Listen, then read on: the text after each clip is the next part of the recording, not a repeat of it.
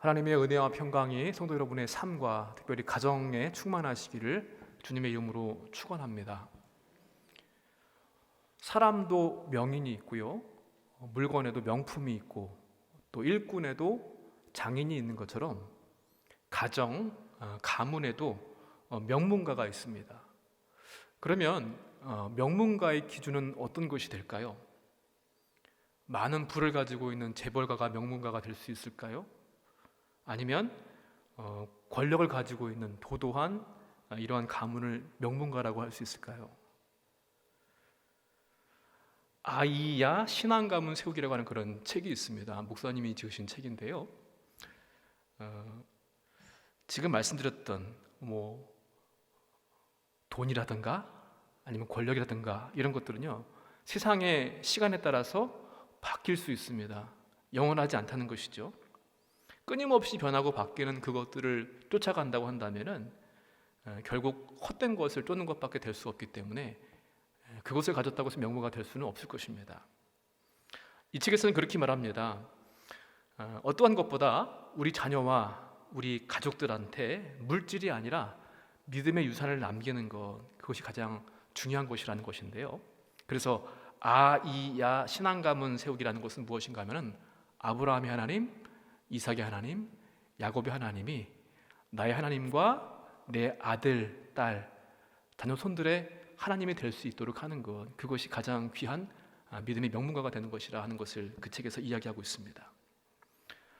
5월 가정의 달을 맞이하면서 우리들의 모든 가정들마다 하나님께서 함께 하시는 귀한 믿음의 명문 가문을 이루시기를 주님의 이름으로 축복합니다. 2000년 전에 대략 빌립보라고 하는 곳에 큰 지진이 일어나서요, 사람이 살 수 없을 만큼의 폐허가 되었습니다.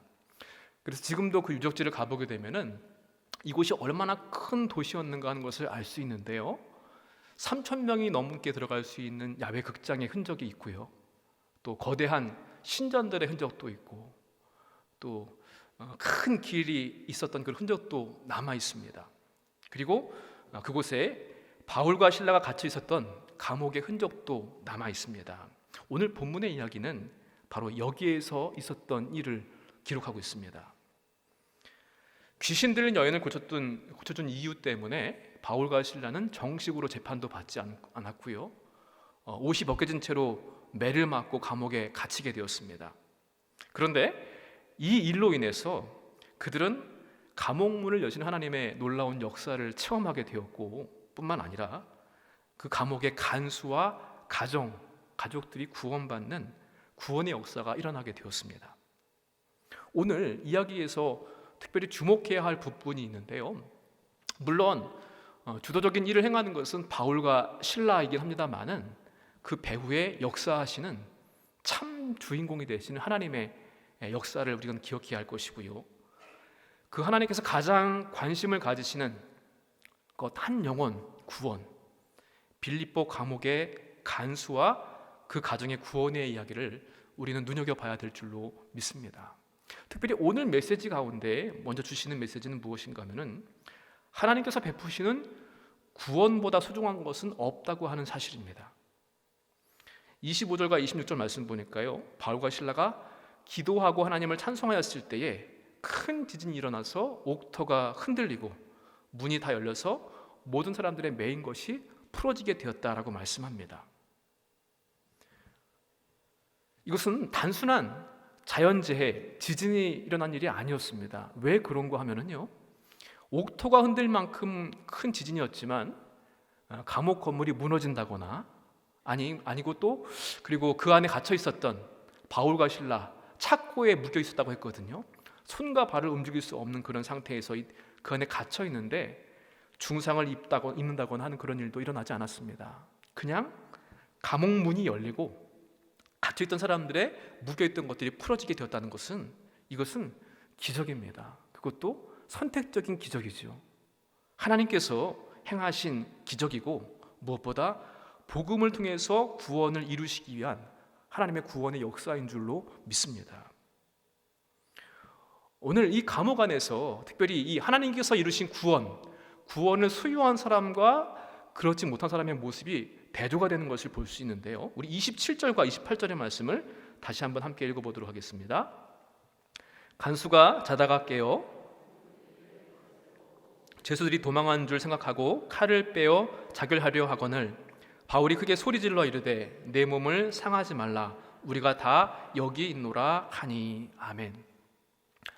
간수들도 잠이 들어버릴 만큼 아주 한밤중에 있었던 일입니다.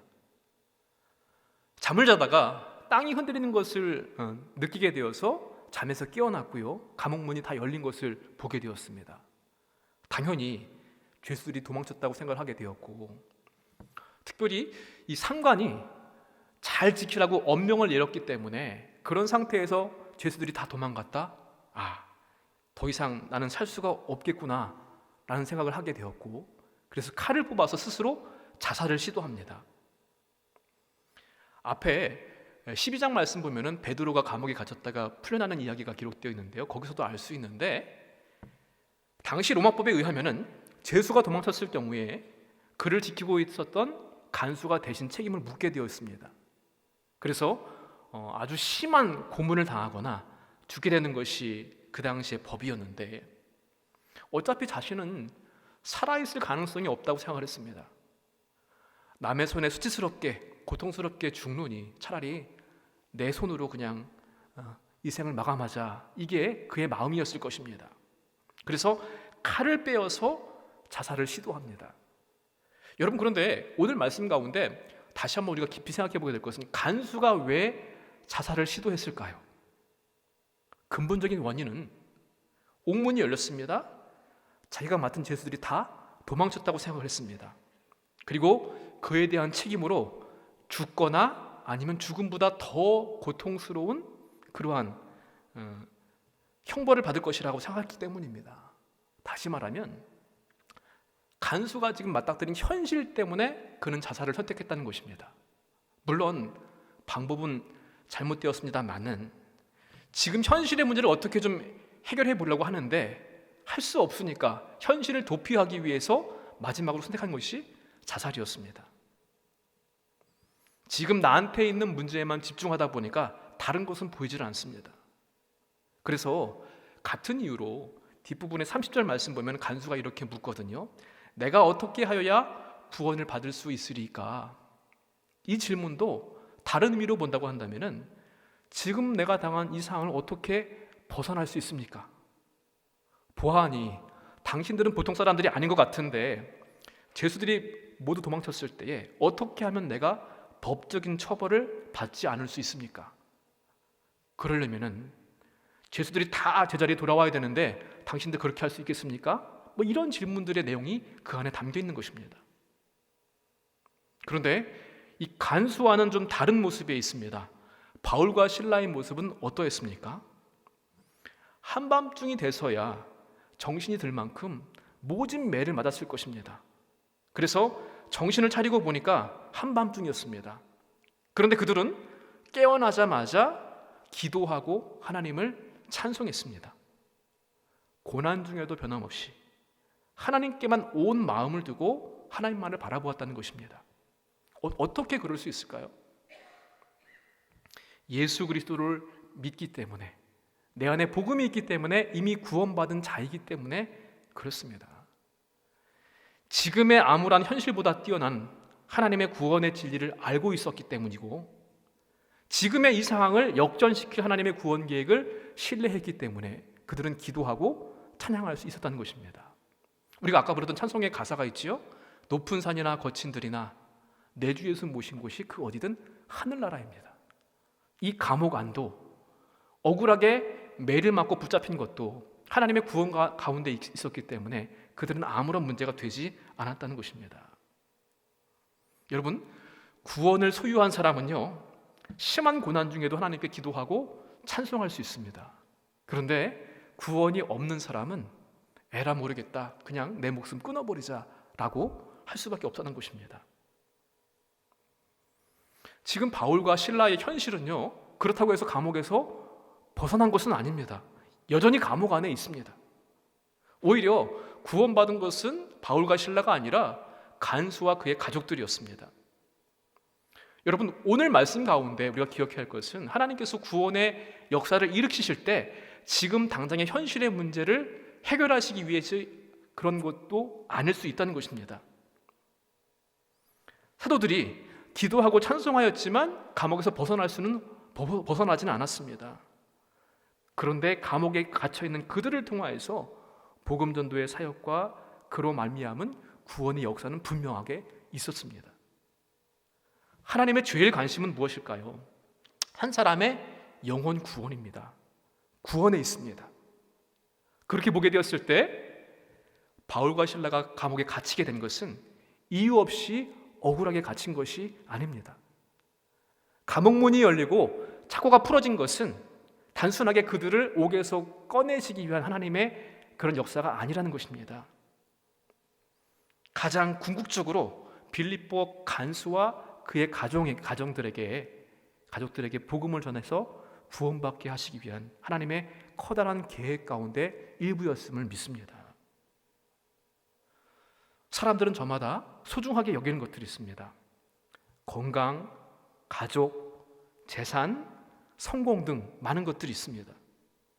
과연 저와 여러분에게 가장 소중한 것은 무엇입니까? 예수님은 말씀하셨습니다. 온 세상을 다 얻고도 내 영혼을 잃는다면 무슨 유익이 있겠느냐? 지금 간수가요, 법적인 책임을 면한다고 할지라도 구원받지 못한다고 한다면 그것이 무슨 소용이 있겠습니까? 또 예수님께서 많은 병자들을 고치셨는데요, 병에서 고침받고 죽었다가 살아났다고 할지라도 놀라운 기적을 체험했어도 마지막에 구원받지 못한다고 한다면 그것이 무슨 소용이 있습니까? 어차피 이 생명은 끝이 있을 때가 있고요, 그 다음에는 심판이 있을 것인데. 그래서 바울과 실라는 어떻게 해야지 구원을 얻을 수 있는지 복음의 핵심을 가르쳐주고 있습니다. 31절 말씀인데요, 우리 다시 한번 함께 읽어보도록 할까요? 이르되 주 예수를 믿으라, 그리하면 너와 내 집이 구원을 받으리라 하고. 아멘. 구원이 왜 필요합니까? 단순하게 지금 내 현실의 육신의 목숨을 부지하기 위한 것이나 현실의 문제를 해결하기 위해서 구원이 필요한 것이 아닙니다. 보다 근본적인 죄의 문제, 그래서 죄의 용서와 평안을 통해서 참된 구원을 얻는 것이 구원의 바른 목적이 될 줄로 믿습니다. 많은 사람들은 세상에서 세상 것들을 위해서 얻기 위해서 애쓰고 힘씁니다. 그런데 세상의 가치는 순간적입니다. 영원히 지속되지 않습니다. 건강했던 사람도요, 언젠가는 건강이 쇠약해질 때가 있고 늙어지고 병들 때가 있습니다. 남들이 부러워하는 많은 재산도요, 잃어버릴 수 있습니다. 명예도 시간이 지나면 시들어버릴 수 있습니다. 세상의 모든 것들은 다 사라지지만 그러나 하나님께서 베풀어 주시는 구원은 영원한 줄로 믿습니다. 그리고 무엇보다 구원은 값을 매길 수가 없기 때문에 하나님의 은혜의 선물입니다. 우리가 건강으로 구원을 얻을 수 있겠습니까? 많은 물질로, 재산으로 구원을 얻을 수 있겠습니까? 구원의 가치는 어떠한 것으로도 대체할 수 없는 하나님께서만 주실 수 있는 유일한 선물인 줄로 믿습니다. 그래서 이 구원의 가치를 알게 되었을 때 우리는 땅의 것에 집착하지 않습니다. 영원한 생명을 위한 투자를 아까워하지 않고요, 예배에 최선을 다할 수가 있고 말씀을 귀하게 여길 수 있는 것입니다. 그리고 영혼 구원에도 힘쓸 수 있게 되는 것입니다. 그래서 바울은 고백합니다. 모든 것을 해로 여김은 내 주 그리스도 예수를 아는 지식이 가장 고상하기 때문이라. 가장 귀하기 때문입니다. 다윗은 죄를 범했을 때 그래서 가장 두려워했던 것이 무엇인가 하면은 시편 51편 말씀 보니까요, 주의 구원의 즐거움을 내게 회복시켜 주시기를 간절히 눈물로 기도했습니다. 구원의 감격과 기쁨을 잃어버릴까 봐. 사랑하는 성도 여러분, 바울과 실라가 투옥된 것은 이유 없이 억울하게 일어난 일이 아니었습니다. 옥문이 열리고 착고가 풀어진 것은 사도들을 단순하게 위험으로부터 구원하시기 위한 목적이 아니었습니다. 빌립보 간수와 그의 가정까지도 구원하시기 위한 하나님의 영혼 구원의 놀라운 역사인 줄로 믿습니다. 여러분, 무엇을 가장 소중하게 여기고 계십니까? 믿음의 생활을 하고 있지만 세상의 가치도 그에 못지않게 중심을 두고 있지는 않습니까? 무엇을 먹을까, 마실까, 입을까 염려하는 것에 우리의 마음과 생각들이 빼앗겨 있지는 않습니까? 우리가 받은 구원의 감격과 기쁨들을 잃지 않도록 그렇게 우리 영적으로 늘 견성하는 믿음의 모습이 되어야 될 줄로 믿습니다. 감사히 여기고 소중히 여기고 끝까지 그것을 붙잡고 이미 얻은 구원을 이루어 나가시는 우리 모두가 되시기를 주님의 이름으로 간절히 축원을 드립니다. 또한 오늘 말씀 가운데 우리가 얻어야 될 믿음의 교훈은요, 구원이라고 하는 것은 변화된 행동이 반드시 이어져야 한다라는 것입니다. 감옥문이 열렸습니다. 착고가 풀어진 죄수들은 그대로 있습니다. 여러분, 간수의 상식으로는 도저히 이해할 수 없는 일들이 지금 벌어지고 있습니다. 특히나 얼마든지 마음만 먹으면 빠져나갈 수 있음에도 불구하고 태연히 앉아서 기도와 찬송을 하면서 가만히 앉아있는 바울과 실라의 모습을 보면서 아마 이 사람은 보통 사람이 아니구나, 압도당하고 경외심을 느꼈을 것입니다. 그래서 간수는 뛰어들어가서 그들 앞에 무릎을 꿇고 어떻게 해야지 구원을 얻을 수 있는지를 물었습니다. 그리고 복음을 듣게 되었을 때 그는 구원받은 자답게 행동이 바뀌게 되었습니다. 먼저 겸손하게 바울과 실라 앞에 엎드립니다. 우리 29절과 30절 말씀 함께 읽어보도록 하겠습니다. 무서워 떨며 바울과 실라 앞에 엎드리고 그들을 데리고 나가 이르되 선생들이여 내가 어떻게 하여야 구원을 받으리이까 하거늘. 아멘. 엎드리고라고 하는 말을 보니까요, 이 단어는 두 가지 단어가 합해진 합성어입니다. 이 말의 뜻은 고꾸라지듯이 엎드러짐을 뜻하는 말인데 신적인 존재라든가 아니면 황제를 대할 때 취하는 자세입니다. 예를 갖춰서 존경을 표했다는 것인데 그런 다음에 구원의 진리를 묻습니다. 예수님께서 의에 줄이고 목마른 자가 복이 있다고 말씀하셨는데 가난한 마음으로, 굶주린 마음으로 어떻게 하면 구원을 얻을 수 있는지 감시자가 아니라 구도자의 모습으로 그들 앞에 엎드리게 되었습니다. 그리고는 자기만 들은 것으로 끝난 것이 아니라 자기 가족들한테 복음을 듣게 합니다. 32절 말씀입니다. 함께 읽습니다. 주의 말씀을 그 사람과 그 집에 있는 모든 사람에게 전하더라. 아멘. 아마 복음을 듣고 자기 가족까지 다 불러 모았던 것 같습니다. 그리고 이에 바울과 실라는 간수와 그 가족들한테 복음에 대해서 자세히 설명하게 되었고요. 그들은 모두 복음을 듣고 예수 그리스도를 믿어 구원을 얻게 됩니다. 그것으로 끝나지 않았습니다.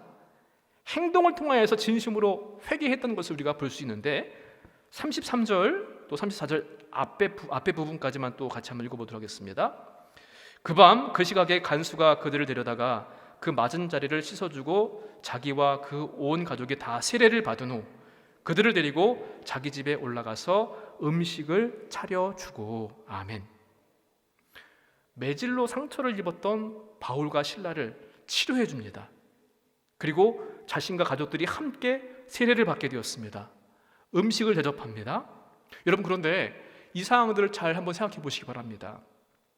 상관의 허락도 없이 죄수를 감옥에서 데리고 나갔습니다. 그리고 극진히 대접하는 것, 이것은 문책이 오지 않을까요? 어떠한 형태이든지 자신에게는 아마 불이익이 가는 것이 분명할 것입니다. 그런데 그럼에도 불구하고 이 일들을 감행했다고 하는 것은 무엇입니까? 그의 사람, 그의 행동, 삶이 바뀌었다는 것을 의미합니다. 사랑하는 성도 여러분, 구원은 단지 믿음의 고백으로 끝나지 않습니다. 내가 주님을 믿습니다라고 고백하는 것으로 끝나지 않습니다.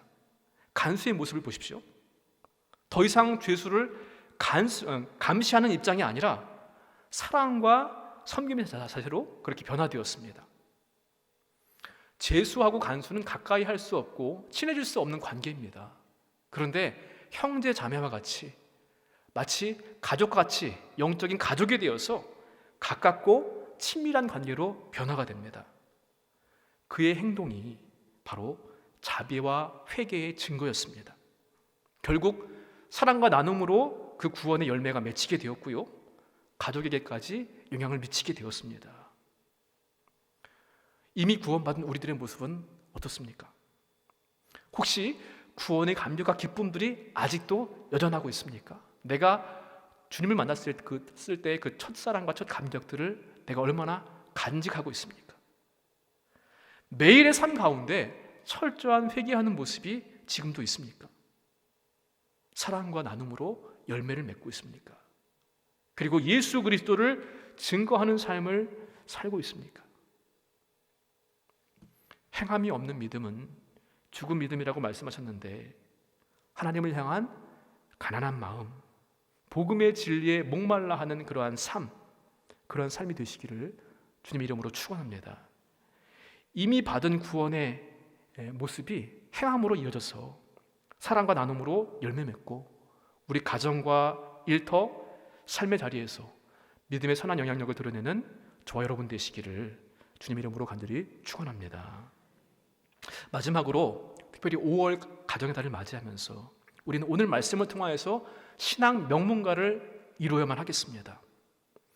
빌립보 감옥의 기적은요, 간수와 간수의 집안 모든 사람들이 하나님을 믿어서 크게 기뻐하는 것으로 마무리되고 있습니다. 우리 34절의 말씀 함께 읽어보도록 하겠습니다. 그들을 데리고 자기 집에 올라가서 음식을 차려주고 그와 온 집안이 하나님을 믿음으로 크게 기뻐하니라. 아멘. 크게 기뻐했다고 했습니다. 이 단어의 원어의 뜻을 보니까 여러 가지 의미가 합해져 있는 것을 볼 수 있는데요, 장식한다, 치장한다, 영화롭게 한다, 높인다, 그리고 껑충껑충 뛴다, 물이 솟아오른다라는 뜻을 가지고 있는 말이 합해진 말입니다. 그러니까 결국 크게 뛰면서 기뻐하는 것, 그 집안의 모습이었습니다. 온 집안이 하나님의 행동, 하심, 구원하심을 인해서 기뻐한다는 것입니다. 인간적인 쾌락이나 만족이 아니라 하나님께서 주신 기쁨 때문에, 구원 때문에 그들은 이렇게 즐거워하고 기뻐하고 뛰게 되었다는 것입니다. 구원이 바로 이와 같습니다. 빌립보는요, 황제의 도시입니다. 빌립보의 역사를 보게 되면은 알렉산더 대왕의 아버지였던 이 마게도니아의 왕 필립 2세가 지은 도시인데 나중에 로마의 식민지가 되었고요, 로마의 법이 통치하고 또 로마의 법이 적용되는 특별한 도시입니다. 그래서 정치적으로 군사적으로 영향력을 끼치는 그런 도시가 되었고요, 황제 숭배가 아주 팽배해서 역으로 생각하게 되면 복음이 전해지기 상당히 어려운 그런 지역이었습니다. 이렇게 황제의 도시 빌립보에 살고 있는 황제를 섬기는 로마인이 이제는 예수 그리스도를 섬기는 그리스도인이 되었고 영원한 구원을 얻게 되었습니다. 하나님의 구원은 죄와 사망의 속박으로부터 완전한 자유함을 주시는 줄로 믿습니다. 육적으로는 그래서 바울의 또 실라의 착고가 풀어지는 자유함을 주셨을 뿐만 아니라 영적으로는요, 빌립보 간수 뿐만 아니라 그의 가족까지도 영적으로는 완전한 자유함을 얻게 하는 구원의 역사가 이루어지게 되었습니다. 나중에 이 빌립보 간수의 회심은요, 그의 가족과 함께 교회를 세우고 지역사회에 영향을 미치게 되었는데요, 옷감 장사 루디에와 함께 빌립보 교회에 아주 중시적인 역할을 감당하면서 크게 쓰임받았던 것을 볼 수 있습니다. 한 개인의 구원으로 끝난 것이 아니라 그가 속했던 가족, 빌립보 지역의 구원의 역사가 이루어지는 귀한 일을 감당하게 됩니다. 여러분, 예수를 믿으면 믿은 그 사람 개인적으로 구원을 받습니다. 그러나 개인으로만 끝나지 않습니다. 하나님께서는 개인이 머물고 있는 자리, 가정, 일터, 삶의 자리에 모든 사람들을 구원하기를 원하시고 기뻐하십니다. 그래서 그들에게 영향을 끼칠 수밖에 없는데 오늘 그것이 바로 여기 일어난 일입니다. 이렇게 한 사람의 믿음과 순종으로 말미암아 전체 공동체가 구원을 얻게 되는 역사가 성경 말씀 보게 되면 여러 곳에 기록되어 있는 것을 우리가 알 수 있습니다. 노아의 순종이요, 노아의 아내, 아들들, 며느리까지 구원받게 되어서 새로운 제2의 아담으로 이 땅에 인류의 조상이 되었습니다. 아브라함과 롯은 어떻습니까? 아브라함의 큰 믿음이 그로 말미암아 롯까지도 구원을 얻게 되었습니다. 여호수아가 보냈던 정탐꾼을 숨겨주었던 기생 라합은요, 여리고 성이 무너지게 되었을 때 다른 이들은 다 멸망받았지만 라합과 그의 가정은 구원을 얻었습니다. 이탈리아 부대에 경건한 백부장이었던 고넬료는 온 가족이 세례를 받고 이방인 중에서 첫 번째로 구원받는 그런 역사를 얻게 되었습니다. 그리고 무엇보다 예수 그리스도 우리 주님 한 분의 희생으로 말미암아 십자가에 죽으시고 부활하심으로 말미암아 우리 모든 인류가 구원받게 되는 역사를 이루게 되었습니다. 지난 24년 3월호에 있었던 일인데요, 머키데이터 연구소에서 연구 결과를 발표를 했습니다. 개신교인의 신앙 계승 형태, 실태를 조사했던 그러한 내용인데요, 신앙생활에 가장 영향을 미친 사람이 누구냐라고 물어봤을 때 제일 많은 영향을 미친 사람이 누군가 하면은 어머니입니다. 목사님이 아니에요. 교회가 아닙니다. 어머니고 그 다음에 아버지, 세 번째가 목회자와 교회이고요, 네 번째가 교회 친구들입니다. 그리고 신앙 양육을 하는데 가장 걸림돌이 되는 것이 어떠한 것들이냐라고 물어봤을 때 가장 많은 이유를 꼽는 것이 무엇인가 하면은 부모인 내가 신앙이 온전하지 못하다는 것이에요. 내가 바로 서지 못했기 때문에 내 아이들이 신앙생활을 바로 못한다. 그걸 제일 많이 꼽았고요. 너무 바빠서 시간이 없어서 그 두 번째고, 이렇게 순위들을 차지하게 되었는데, 그래서 신앙 계승이 가장 중요한 요소라고 할 수 있는 가정 예배를 드리는 가정이 얼마나 될까 조사를 했는데 주 1회 이상 가정 예배를 드리는 가정이 14%밖에 되지 않는다는 것이에요. 그래도 우리 교회는 교육국이 부흥하는 편인데요, 한국교회 많은 교회의 모습 보게 되면 교육국이 사라지고 있습니다. 교회 학교가 인원이 없어서, 물론 절대 다수의 아이들이 적기 때문이기도 하지만 신앙 계승에 실패했기 때문에 그런 이유가 있다는 것입니다. 우리가 예수님께서 주신 말씀 가운데 신약의 지상명령, 여러분 뭐가 떠오르시나요? 마태복음 말씀 가운데 너희는 가서 모든 민족을 제자로 삼아 아버지와 아들과 성령의 이름으로 세례를 베풀고 내가 가르쳐준 모든 것을 지키게 해라, 이렇게 말씀하셨거든요. 이것은 우리가 지금까지 잘 해왔습니다. 그래서 선교를 받는 우리나라가 선교하는 민족으로 세계에서 두 번째라고 하잖아요. 근데 인구수를 따진다고 한다면 첫 번째일 겁니다. 가장 많은 선교사를 파송하는 나라가 되었는데, 근데 미흡한 것이 있습니다. 우리 가정으로의 신앙 계승. 그래서 선교를 두 가지로 나눌 수 있습니다. 수평 선교와 수직 선교인데요, 우리가 수평 선교는 참 잘해왔습니다. 모르는 나라, 민족, 어려운 그런 여러 나라에 가서 선교하는 것은 열심히 했습니다. 그런데 우리 가정, 수직으로 내 아들, 딸, 자녀, 손들한테 신앙을 계승하는 것은 다소 좀 무관심하지 않았나, 그런 생각들을 하게 됩니다. 마침 몇 주 전에 우리 샘터 유저들과 함께 양화진 선교사 묘원을 갔던 적이 있는데요, 여러분 가셔서 보신 분들은 아시겠지만 거기에 우리나라를 위해서 선교했던 수많은 선교사들의 묘지가 그곳에 있습니다. 큰 묘비도 있고요, 작은 묘비도 있습니다. 작은 묘비는 선교사들의 자녀들이 묻힌 그런 곳이거든요. 근데 눈에 띄는 곳들이 몇 곳이 있는데 생과 줄이 적혀 있는데요, 태어난 날과 죽은 날이 같은 선교사의 자녀들도 있어요. 그런 것도 많고요. 또 하나 눈에 띄는 것은 어떠한 곳이었는가 하면은 언더우드 선교사 가문의 묘지였습니다. 거기는요 4대가 묻혀 있었거든요. 이 땅에 와서 선교사이면서 교육자이자 학자로서 또 여러 가지 사회복지, 한국 교회뿐만 아니라 한국 사회에 아주 굵직굵직한 족적을 남겼던 그들의 헌신이 그곳에 다 녹아 있었습니다. 1대에 헌신하기도 어려운데 4대가 있다고 하는 것이 얼마나 감동이 되고 좀 가슴이 먹먹해지는지요. 저는 그러한 가문이 세상의 어떠한 가문보다 부끄럽지 않고 자랑스러운 신앙의 명문가라 생각이 들었습니다. 성도님들의 기도 제목 가운데 들어보니까 자녀들을 위해서 믿지 않는 부모님과 친척들을 위해서 기도하는 기도의 제목들이 적지 않은 것을 해마다 느낍니다. 가족이기 때문에 더 어려울 수도 있습니다. 그렇지만 그렇기 때문에 더 간절히 기도하고 힘써야만 되겠습니다. 어떠한 권력이나 돈이나 재물보다도 가장 귀한 것은 가장 귀한 구원을 베푸신 하나님, 우리 예수 그리스도를 신앙의 유산으로 남기는 것인 줄로 믿습니다. 먼저 믿은 내가 가족들에게 그리스도인의 모범을 보이고 기도하고 좌절하지 아니하고 포기하지 아니하고 기도하고 노력한다면 그들도 우리와 함께 오늘 말씀에 있는 것 같이 크게 기뻐할 날이 있을 줄로 믿습니다. 사랑하는 성도 여러분, 가장 귀한 것은 하나님께서 베푸시는 구원입니다. 구원의 소중함을 기억하십시오.